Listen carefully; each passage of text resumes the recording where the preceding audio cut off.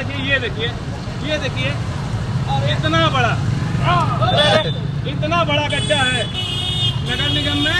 इतना, भैया फोटो भी लेना भैया बता, इतना बड़ा गड्ढा है। नगर निगम वाले जब बड़े बुजुर्ग, ये देखिए ये मुख्य मार्ग है, यहाँ पे ढक्कन नहीं है 2 महीना से। और क्या हुआ? तुम घबराओ मत।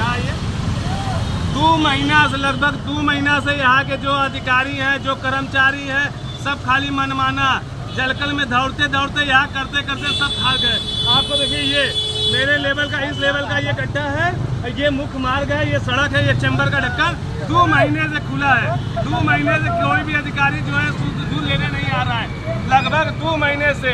यह है बनारस, मोदी का संसदीय क्षेत्र क्योटो, समझ लीजिए यह हाल है। अधिकारियों से आप आगे जाइए, आगे नाली भी सफाई सब करवा रहे, खाना पूर्ति कर रहे हैं। ये